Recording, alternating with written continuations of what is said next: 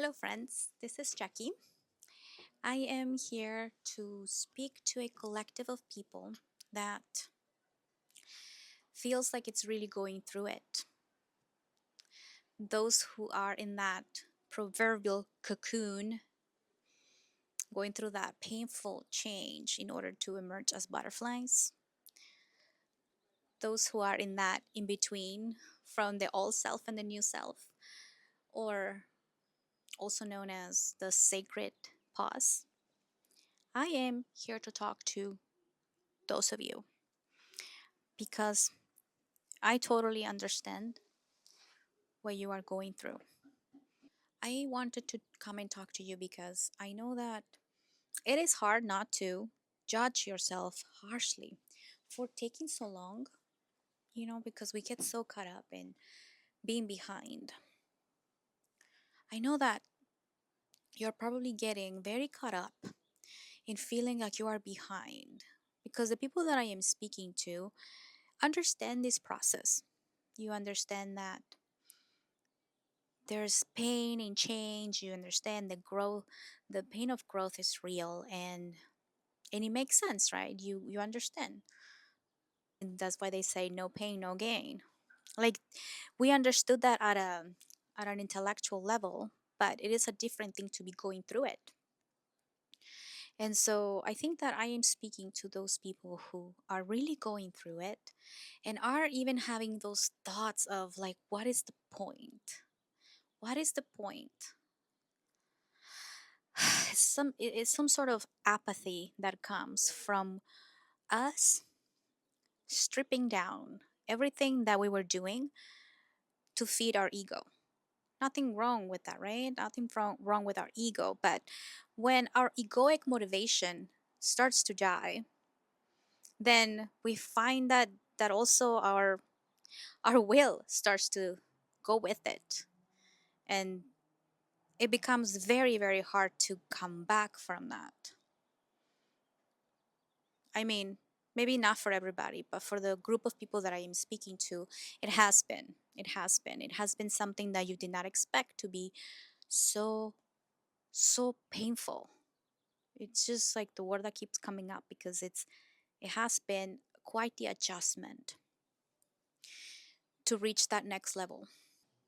I just wanted to remind you there are things you can do, mindsets, or a way to shift your mind to not be caught in that negative way of seeing it.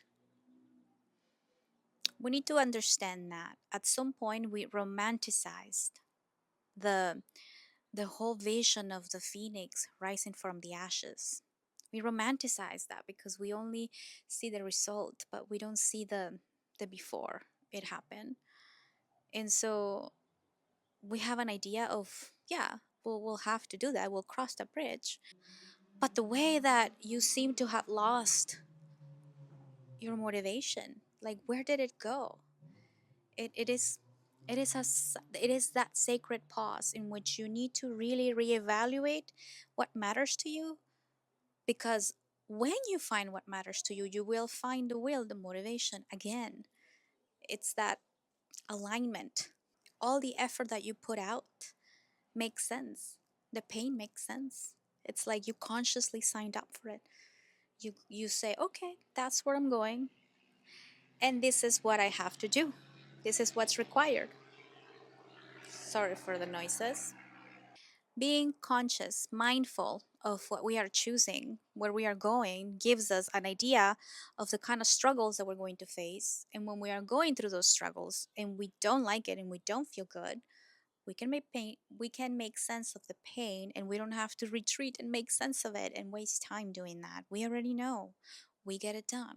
We do what's required for that path. And that's how we have to see it. That's how we have to see anything that we want to accomplish. What is it that it requires of me? And if you say yes, you commit. And that is the beauty of the new version of ourselves, the new version of us that is emerging from this cocoon. It will be a lot easier to do that kind of thing, but only because we really let go of our comfort. We are only going to reach that place by letting go of something, letting something die, preparing to die, learning how to die so that we can truly live. Do you understand what that means? If we keep our mortality in mind constantly, then we can appreciate the fact that we are alive right now. It's like a way of not taking our life for granted.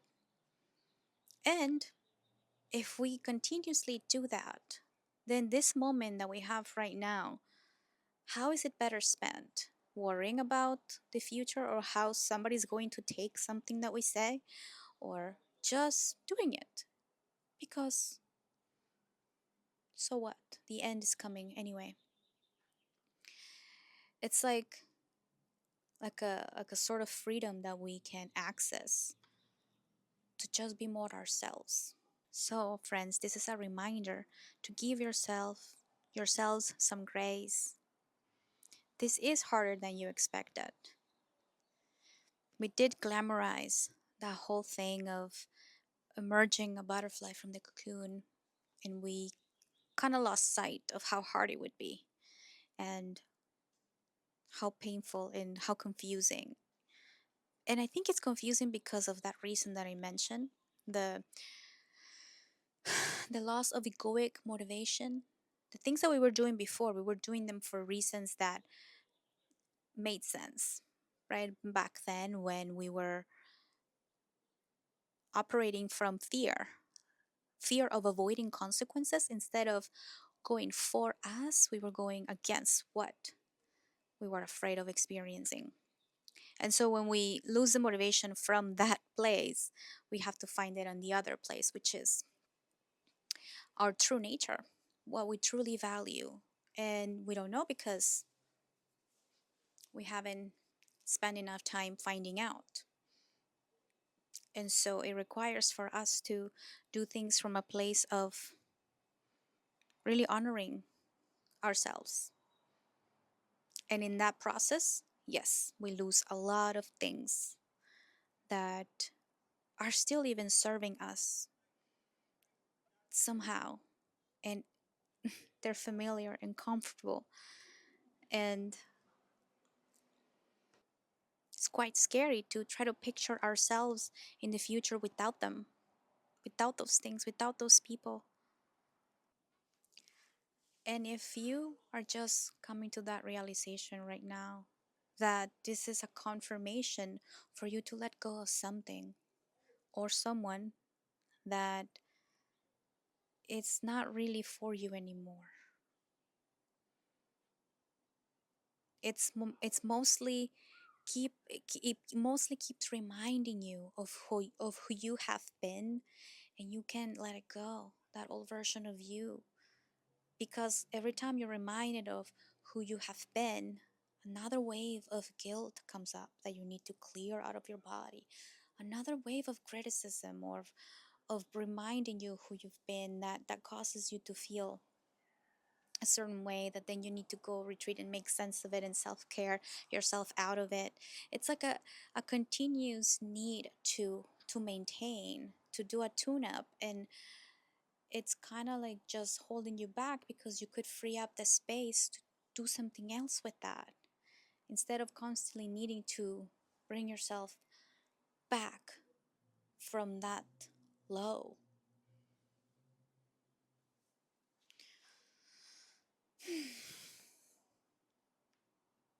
If you are in that situation, you have to know that I know what you're going through and I know how hard it feels.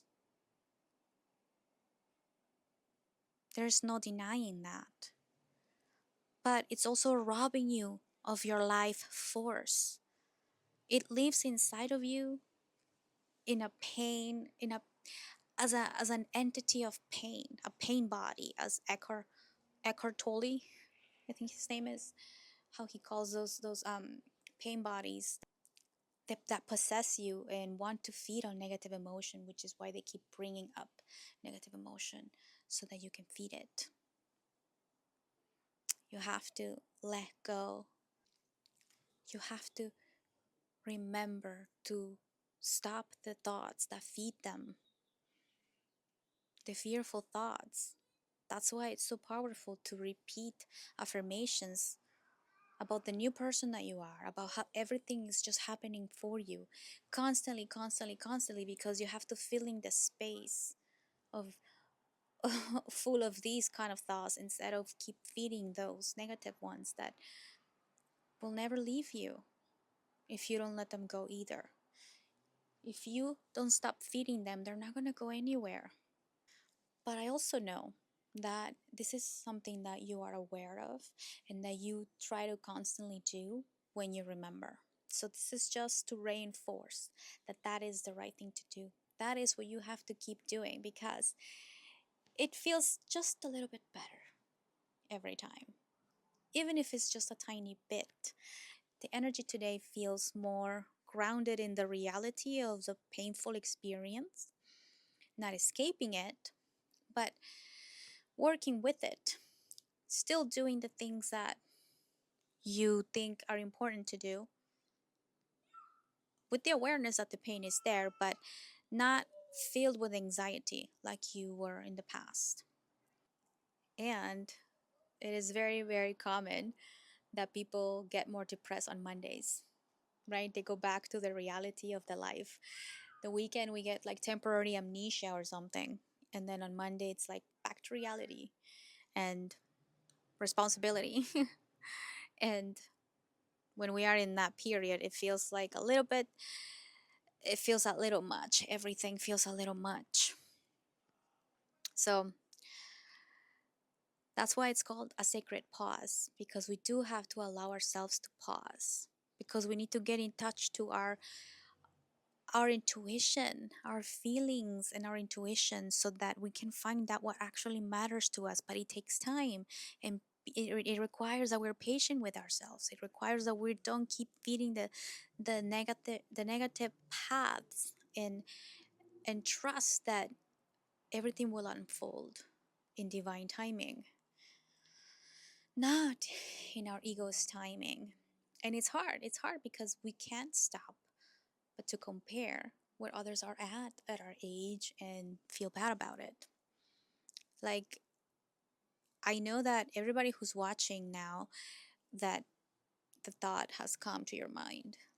But I also know that you know how to stop those. The fact that you're behind is relative to where you're looking from. What's the perspective that you are looking from? So I hope this helps you for you to stop feeling like you are behind, like you need to rush, and like you need to figure everything out now, because it's a way of punishing yourself. And if you are punishing yourself and causing yourself to feel negative, then you may not find what is truly authentic to you. You may continue to have setbacks because you will continue to act from a place of fear, of lack, of criticism. So it's important to recognize that this is a sacred pause.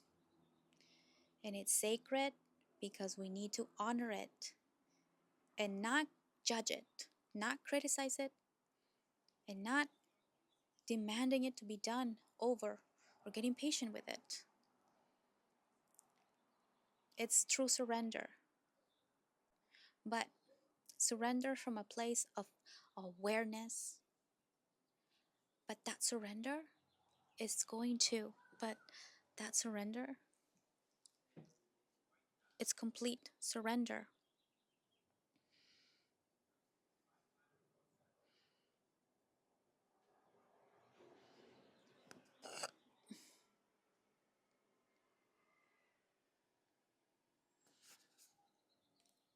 It's complete surrender. It's complete surrender.